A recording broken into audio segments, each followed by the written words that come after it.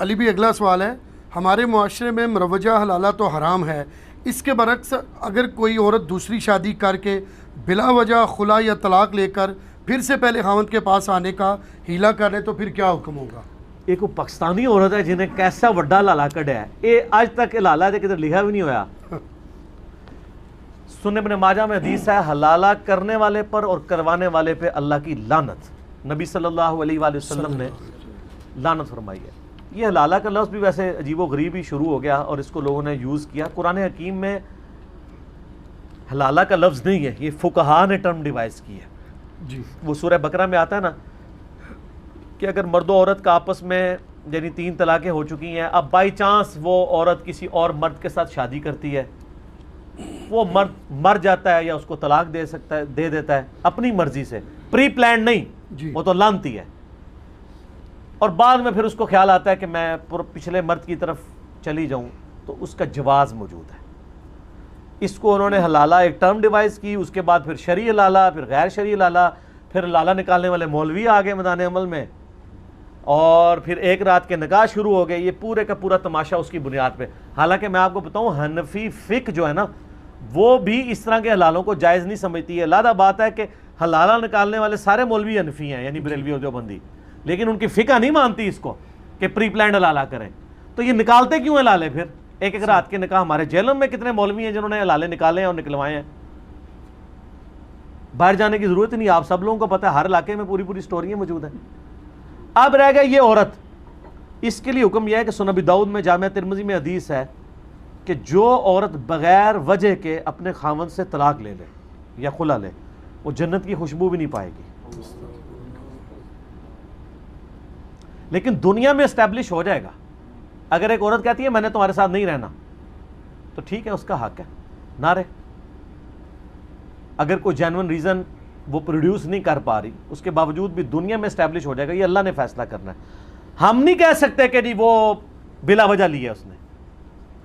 ایک عورت ایک خاوند کے ساتھ نہیں رہنا چاہتی، یہ بذات خود بہت بڑی وجہ ہے۔ جی بعض اوقات شادی کے بعد پتہ چلتا ہے آتے صحیح نہیں ہیں معاملات، اور یہ قریب ہی نبھا لینے چاہیے۔ میں نے دیکھا ہے کہ لوگ جناب وہ رشتے چلاتے رہتے ہیں، وہ گھسیٹتے رہتے ہیں، بعض اوقات 4 بچے ہو جاتے ہیں، پھر جا کے طلاق ہوتی ہے۔ اس سے بہتر نہیں پہلے علیحدگی ہو جائے۔ طلاق اللہ نے رکھی کیوں ہے؟ اسی لیے کہ اس کو یوٹیلائز کیا جائے جب ضرورت پڑے، یہ یاد رکھیے گا، ویسے نہیں۔ جامعہ ترمذی میں حدیث ہے، اللہ کو حلال چیزوں میں سب سے ناپسندیدہ طلاق ہے۔ حلال اس لیے کہ ضرورت کے تحت یوز کر سکتے ہیں، ناپسند اس لیے کہ اسلام جو ہے خاندانی نظام میں بلیو کرتا ہے۔ اسلام قطعاً اس بات کی اجازت نہیں دیتا کہ آپ خاندانی سسٹم کو توڑنا شروع کر دیں۔ جی حتیٰ کہ صحیح مسلم میں وہ بڑی مشہور حدیث ہے کہ شیطان کا تخت پانیوں پہ لگا ہوا ہے، اور رات کے وقت وہ سارے چیلوں کی میٹنگ کال کرتا ہے۔ وہ جو میں نے کہا تھا ہو سکتا ہے وہ برمودا ٹرائنگل پہ جو چیز غائب ہوتی ہے وہ شیطان کا تخت ہی لگا ہوا وہاں پہ۔ تو وہ سارے شتونگڑے آ کے نا، اس کے جو چیلے رات کو آ کے اس کو شام کو بتاتے ہیں کہ آج ہم نے کسی سے چوری کروائی، کسی سے زنا کروا دیا، کسی سے فلاں برائی کرائی، کسی سے فلاں۔ تو وہ سنتا رہتا ہے، اور جب ایک چیلا آ کے کہتا ہے نا آج میں نے میاں بیوی کے درمیان جدائی کروا دی ہے، تو وہ کہتا ہے اصل کام تو نے کیا ہے۔ پھر وہ اس کو گلے لگا کے ملتا ہے۔ یعنی میاں بیوی کا رشتہ کتنا امپورٹنٹ ہے، اس کے ٹوٹنے سے معاشرہ ٹوٹ جاتا ہے۔ اسی لیے اسلام میں اس حوالے سے طلاق کو ناپسند کیا گیا۔ جی تو اگر یہ کوئی عورت ایسی ہوشیاری کر رہی ہے کہ وہ حلالہ خود اپنا نکلوا رہی ہے، ایڈی تیز ہے کہ وہ کہ جی میں کسی مرد سے شادی کروں گی، پھر میں جا کے کورٹ میں خلا اپلائی کر دوں گی تاکہ میں پچھلے خاوند کی طرف، تو یہ سارا کے سارا غیر شرعی حلالہ ہی تصور ہوگا۔ وہ جب پچھلے کی طرف لوٹے گی بھی تو وہ بھی زنا ہی ہوگا، حرام ہی ہوگا۔ جی یہ سب کی سب چیزیں حرام ہیں، وَأَنْتُمْ تَعْلَمُونَ۔ لیکن دنیا میں یہ چیز اسٹیبلش ہو جائے گی، اس لیے کہ کسی کے دل کا حال تو میں نہیں پتا نا۔ بے شک کوئی دنیا میں قاضی یہ جج تو نہیں کر سکتا کہ اس نے پلان کر کے کیا یا واقعی ہوا ہے۔ صحیح دنیا میں اسٹیبلش کیا جائے گا۔ ان ساری چیزوں کے اوپر چیک جو ہے نا وہ خوف خدا ہے۔ اسی لیے قرآن حکیم میں آیا کہ اگر کسی بیوی کو چھوڑنا ہے نا تو اس کو ذلیل کرنے کی نیت سے، سورہ بقرہ میں آتا ہے، یہ نہ ہو کہ اسے بار بار رجوع کرتے رہو۔ چھوڑنا ہے تو چھوڑ دو، رکھنا ہے تو رکھو، کیونکہ دنیا میں آپ کوئی اس طریقے سے قانون نہیں بنا سکتے جو 100% پرفیکٹ ہو جب تک کہ خوف خدا اس میں شامل نہ ہو۔ جی اللہ کی شریعت کے قوانین بھی خوف خدا کے بغیر پرفیکٹ نہیں ہے.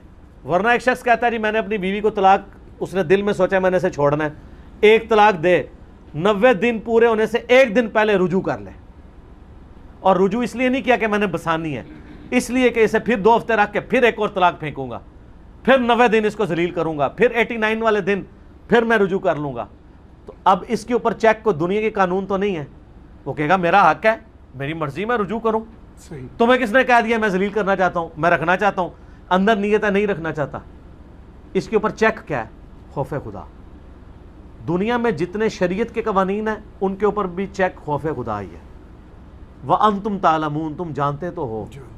اسی لیے قرآن میں جو یہ بار بار آیا اِنَّهُ عَلِيمٌ بِذَاتِ الصُّدُورِ, اللہ سینوں کے چھپے ہوئے رازوں کو بھی جانتا ہے. یہ بات کیوں کہی جا رہی ہے کہ دنیا میں آپ دھوکہ دے لیں گے. صحیح مسلم میں حدیث ہے, اللہ تعالیٰ تمہاری شکلوں اور مال کو نہیں دیکھتا, دلوں اور اعمال کو دیکھتا ہے.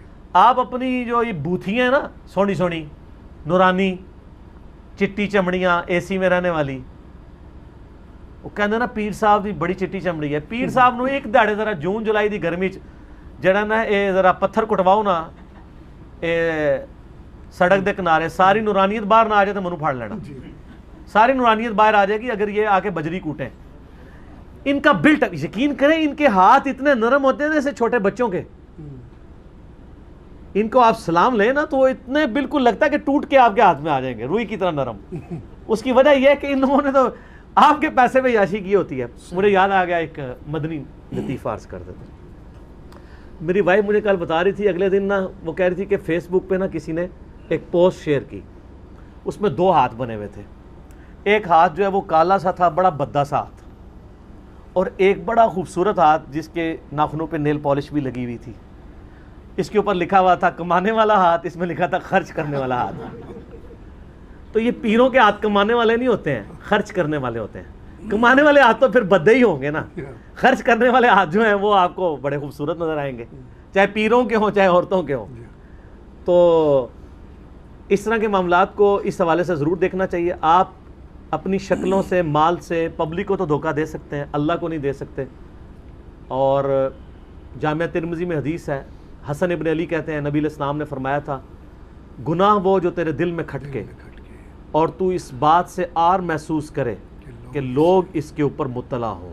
صحیح. تو یہ یعنی انسان کے دل میں خود جو ہے نا وہ کھٹک جاتی ہے بات. اچھا, یہ جو میں نے حدیث بیان کی یہ صحیح مسلم میں ہے, گناہ وہ جو تیرے دل میں کھٹکے اور تو اس بات سے آر محسوس کرے کہ لوگ اس پر مطلع ہوں. جو جامعہ ترمذی میں حسن ابن علی والی حدیث ہے اس میں الفاظ یہ کہ نبی علیہ السلام فرمایا جو چیز تمہیں شک میں ڈال دے اسے چھوڑ دو, اور سچائی اطمینان عطا کرتی ہے اور جو جھوٹ ہے وہ بے سکونی دیتا ہے. یہ حسن ابن علی کو نبی علیہ السلام نے نصیحت کی تھی علیہ السلام ورضی اللہ عنہما. تو اس طرح کے سارے معاملات میں اس عورت کو تو پتہ ہے وہ کیا چکر چلا رہی ہے. اب وہ خام خواہ لوگوں کو کہتی پھرے, یہ علیحدہ معاملہ ہے. وہ دھوکہ جو دے رہی ہے وہ اللہ کو یا عوام کو دھوکہ نہیں دے رہی, اپنے آپ کو دھوکہ دے رہی ہے. جی ٹھیک ہو گیا.